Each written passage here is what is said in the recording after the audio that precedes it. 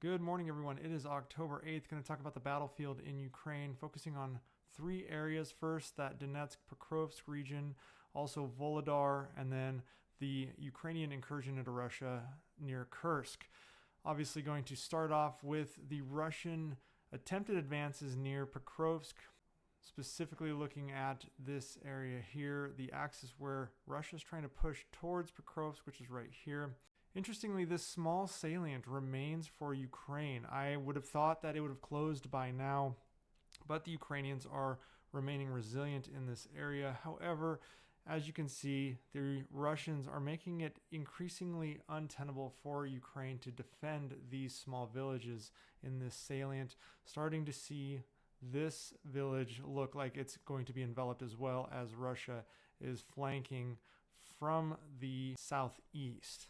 Now, it's worth noting that the operations that have been pushing this direction towards Pokrovsk have stalled for Russia. They've lost some 5 divisions worth of equipment. That's over 1,800 pieces of equipment. And this was because, as I spoke about in previous videos, the concentric defenses that Ukraine has established in this region. So though Russia may make small gains, these gains are had at great cost to Russian soldiers and equipment. As I said, 5 divisions worth of equipment being lost just in an attempt to take this town right here. Where we have seen some Russian successes is in Volodar. This was a town Ukraine controlled up to about a week ago. They had to retreat, and Russia now occupies this town completely. It did create a problem for Ukraine because there is somewhat of a minor crossroads here. It secured the flanking operations along this route, essentially preventing Ukraine from being able to conduct strikes towards Russian forces from the southwest. And this has allowed Russia to extend this salient here in an attempt to envelop these towns. As such, we're starting to see Russia creep upwards in this direction here, as well as this direction here, trying to get to Velika and take that town as well. But make no mistake, Pokrovsk is the main effort still in this region, which Ukraine is aware of, and is why these defenses are so robust. The losses, again, by the Russians in this region are staggering, but they're willing to trade lots of equipment, lots of men, to gain a few hundred meters of territory every day.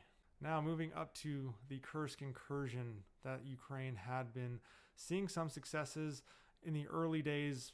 About 3 weeks ago, the tides had turned. Originally, Ukraine had a pretty large swath here of territory that extended outward like this. Russia has taken this territory back. A lot of this has to do with the inability of the West to get necessary equipment to the front lines en masse, so Ukraine can use them both here as well as use them in Pokrovsk, Volodar, etc.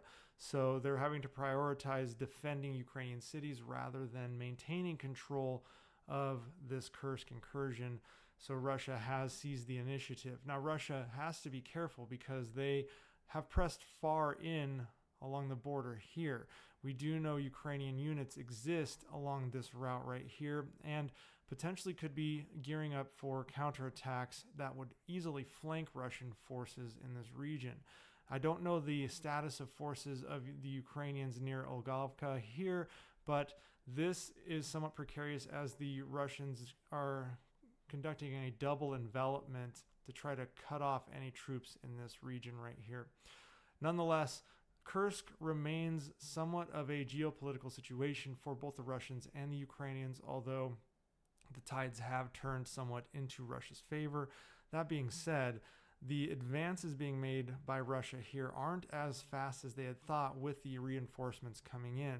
Russia had massively reinforced the capabilities from other parts of the battlefield, specifically from the south, where troops have redeployed from Bakhmut up to the fight here, which is why the movements of Russia in Bakhmut have stalled. They have prioritized retaking territory that Ukraine had gained. But the Russians, even though they are prioritizing retaking territory from Kursk, they're still able to conduct small operations and make small gains in and around the Pokrovsk region. And as we've seen, they have taken Volodar.